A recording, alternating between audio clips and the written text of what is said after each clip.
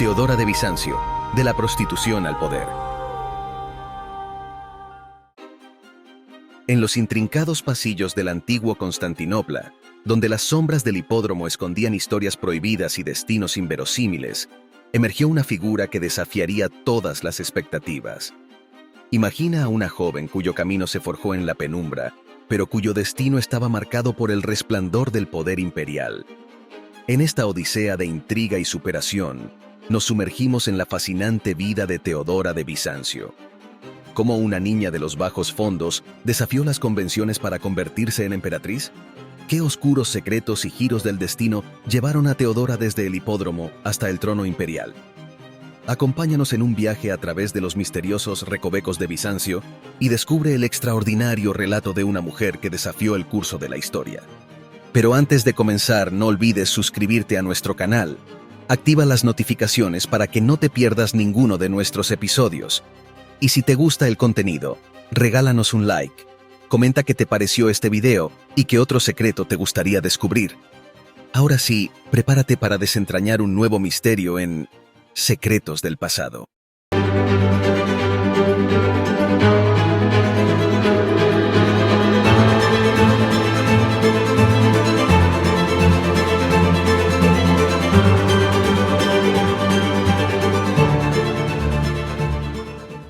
Secretos del Pasado. La historia. Teodora, proveniente de un trasfondo humilde, compartió el trono del Imperio Bizantino con su esposo, Justiniano I, desde el 527 hasta su fallecimiento en el 548 después de Cristo. A pesar de las críticas iniciales por su pasado como actriz, su matrimonio con Justiniano marcó una era de prosperidad en Bizancio. Aunque contemporáneos la describían como intrigante e inmoral, su participación activa en asuntos estatales la convirtió en una de las emperatrices más poderosas de la historia bizantina. Su reinado dejó un legado duradero en la administración del imperio. Número 1. Los primeros años de Teodora sugieren una vida llena de escándalos. Teodora, nacida alrededor del 500 después de Cristo, era hija de Acasio, un cuidador de osos vinculado al hipódromo de Constantinopla. Según el historiador Procopio de Cesarea en su obra Historia Secreta, Anécdota, Teodora, al igual que su madre en el pasado, se dedicaba a la actuación, desempeñando roles como acróbata, bailarina y artista de entretenimiento en el hipódromo. Este lugar, que reunía a todos los habitantes de la ciudad, no solo era el escenario de espectáculos y entretenimiento, sino también de conductas depravadas y actos delictivos. Teodora y sus hermanas, Comito y Anastasia, se vieron obligadas desde temprana edad a recurrir a la prostitución como medio de subsistencia. Aunque estas afirmaciones sugieren una vida escandalosa, también la describen como particularmente popular y sensual. La historia secreta de Procopio, aunque contiene algunos eventos reales, es ampliamente considerada como un relato difamatorio, con elementos verídicos utilizados para darle autenticidad. Es relevante señalar que nuestro conocimiento de Teodora proviene de escritos masculinos, y cualquier mujer que desafiara la norma de sumisión en la sociedad bizantina estaba sujeta a desaprobación o, en el peor de los casos, demonización. Tanto es así que, si hemos de creer a Procopio, con apenas 15 años Teodora se había convertido en una de las prostitutas más populares de la ciudad y del imperio. Número 2. Teodora fue abusada por su primer esposo. Aproximadamente a los 18 años, insatisfecha con su situación, Teodora buscó mejorar su vida comprometiéndose con Esébolo, un adinerado comerciante de Tiro designado gobernador por el emperador Justino I, en la lejana provincia de Pentápolis, Cirenaica. Aunque no existía un amor genuino, la perspectiva de abandonar el hipódromo y la ciudad era tentadora.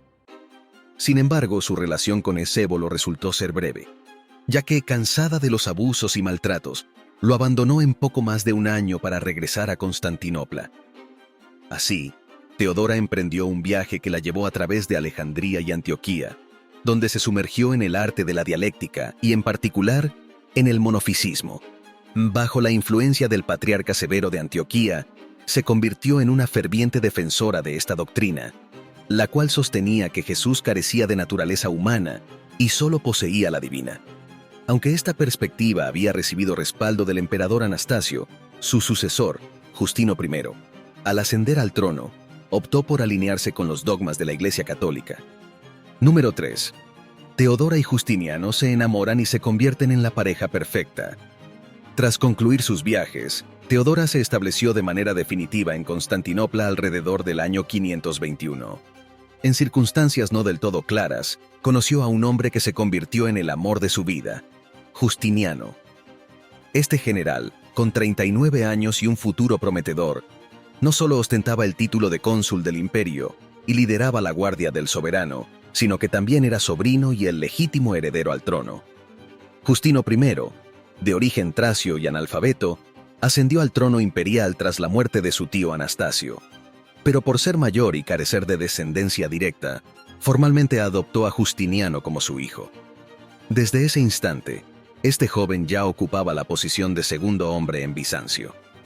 Tanto es así que algunos historiadores se refieren a Justino como a una marioneta y afirman que corresponde a Justiniano el mérito de los logros más importantes del reinado de su tío.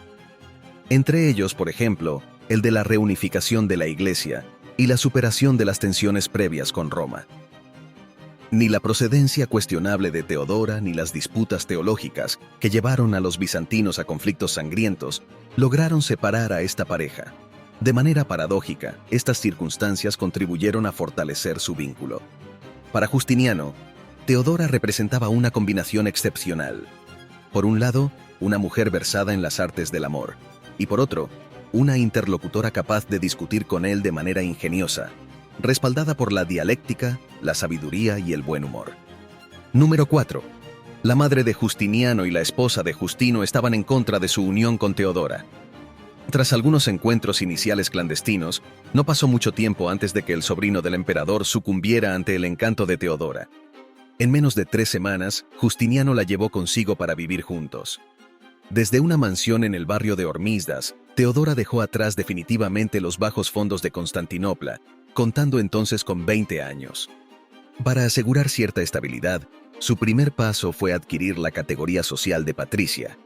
A pesar de lo descabellado que parecía debido a su reputación, la idea se volvía viable gracias a las influencias de Justiniano. A pesar de superar el primer obstáculo, el matrimonio no estaba tan cerca como parecía. Ni Vigilancia, la madre de Justiniano, ni Eufemia, la esposa de Justino, la emperatriz en ese entonces, estaban dispuestas a aceptar esa unión. Después de todo, una ley expresamente prohibía el matrimonio entre altos funcionarios y antiguas prostitutas. Justiniano tuvo que esperar pacientemente hasta el año 524, cuando falleció la emperatriz. Mientras Eufemia estuvo viva, el matrimonio resultó imposible, pero tras unos meses de su muerte la ley fue derogada. Número 5.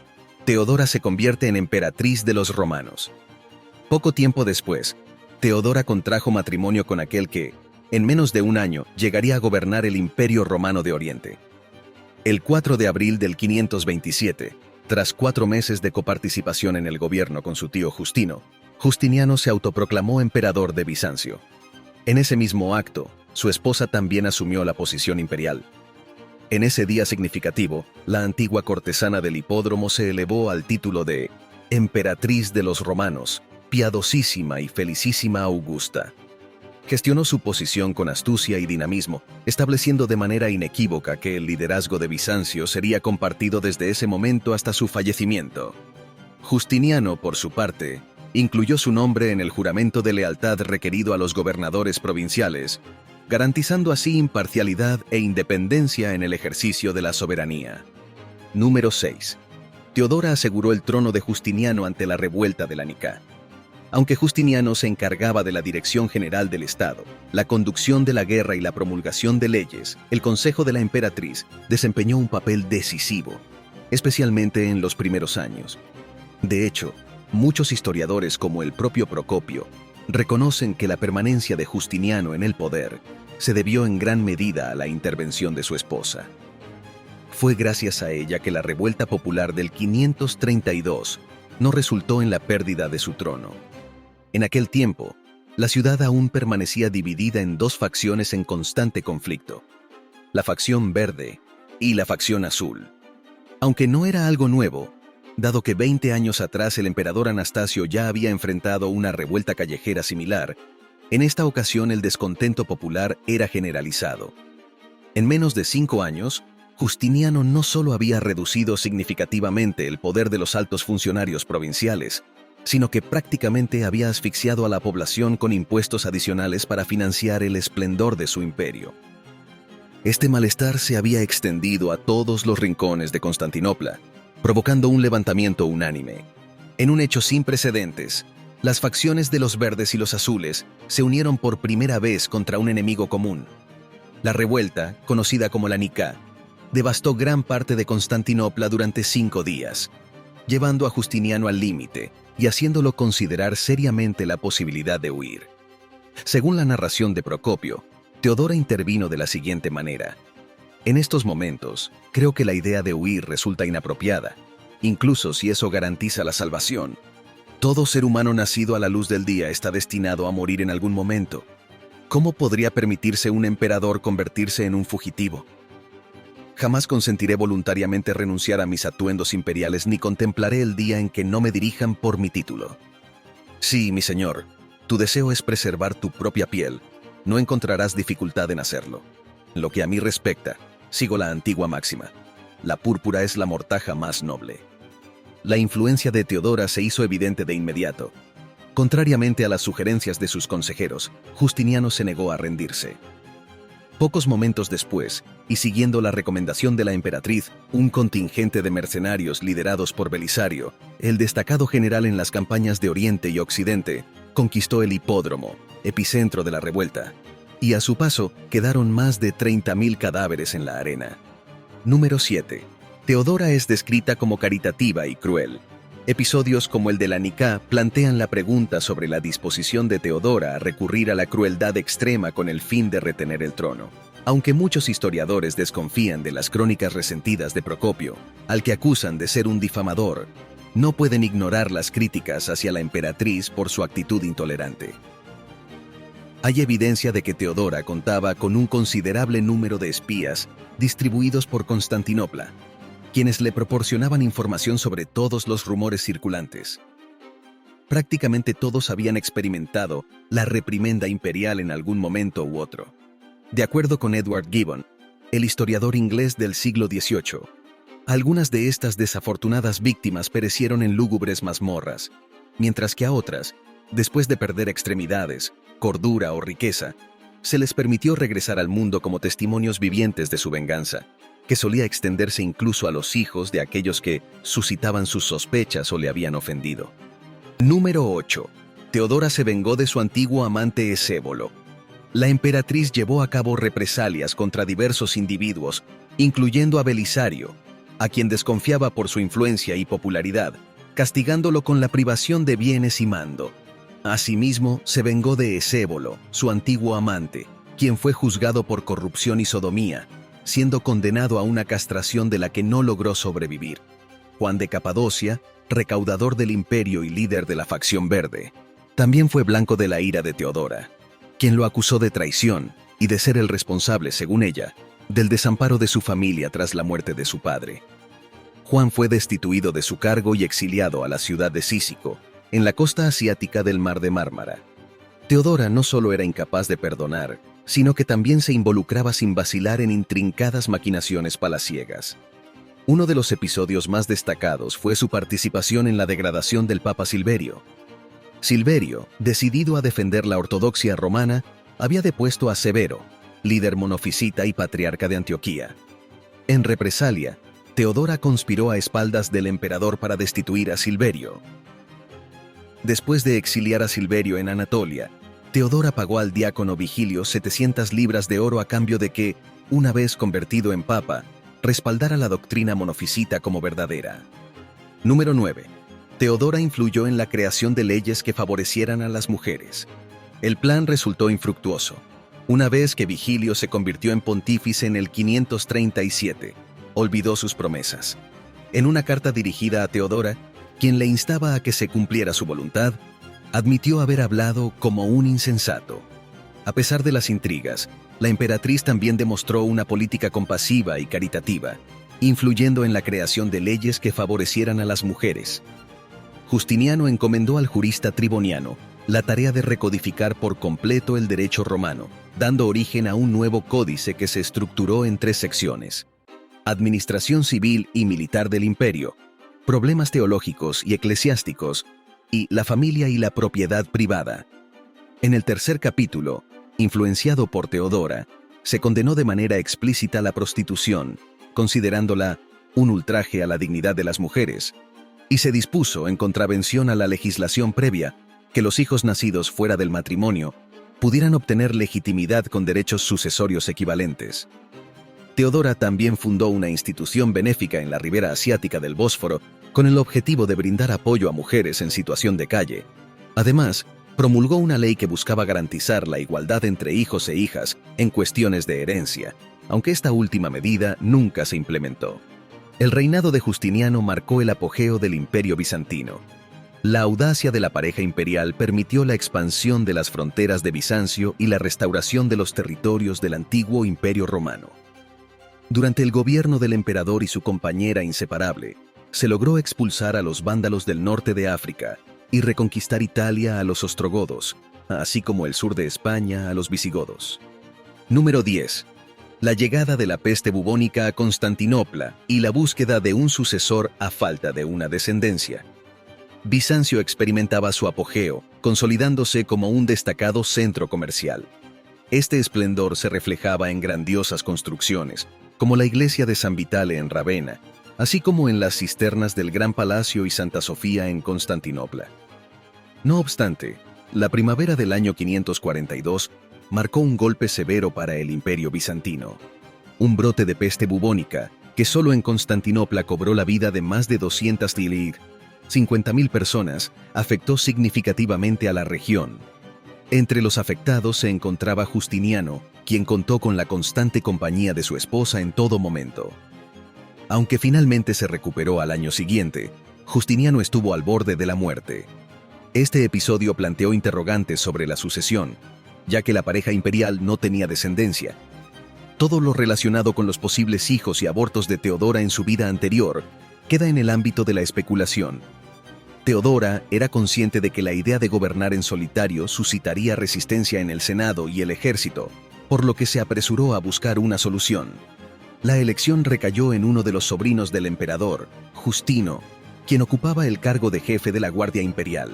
Para él, la soberana buscó una consorte adecuada. Su propia sobrina, Sofía, hija de la hermana de Teodora, Anastasia, la joven era la favorita de su tía, quien maniobró hábilmente para que Sofía ascendiera al trono imperial. Número 11. La muerte de Teodora y la caída de su imperio. Teodora falleció a finales de junio del año 548, víctima de un cáncer de mama, a la edad de 47 o 48 años. En el trono quedaba Justiniano, quien nunca recuperó su antiguo vigor. A pesar de reinar durante 17 años más, lo hizo en solitario y sin la fuerza ni el coraje necesarios para dirigir un gobierno que parecía desorientado. Aunque se resistió tenazmente a delegar su autoridad, carecía tanto de la capacidad como del deseo de ejercerla plenamente. El ejército, que en otro tiempo había alcanzado los 645.000 soldados, se vio reducido a 150.000, y las grandiosas fortalezas de la frontera yacían desiertas y abandonadas. Al momento de su fallecimiento, el Imperio bizantino apenas recordaba el esplendor y la grandeza de sus primeras 2 décadas de reinado. Justiniano era consciente de que con la muerte de Teodora se cerraba un capítulo, y a sus 83 años no mostraba disposición alguna para revertir la situación. Su cuerpo fue trasladado desde el palacio hasta la iglesia de los Santos Apóstoles, donde descansa en un sarcófago de pórfido junto a la tumba de su esposa. En última instancia, en la compleja historia de Teodora de Bizancio, desde los oscuros pasillos del hipódromo hasta el resplandor del poder imperial, emerge un relato intrigante de superación. Su ascenso desde la marginalidad hasta convertirse en emperatriz revela la capacidad de desafiar convenciones sociales y forjar un legado duradero. Teodora no solo desafiaba las expectativas, sino que también influía directamente en las decisiones imperiales, consolidándose como una figura singular y poderosa. Su historia, marcada por la adversidad y la astucia, deja una huella indeleble en la memoria de Bizancio y en la narrativa de mujeres que desafiaron las restricciones de su tiempo. Gracias por acompañarnos en este episodio de Secretos del Pasado. Acompáñenos en nuestro próximo video donde estaremos investigando más de los misterios de la historia de nuestro mundo. Únase a nosotros para un nuevo viaje en el tiempo y así descubrir otros secretos del pasado.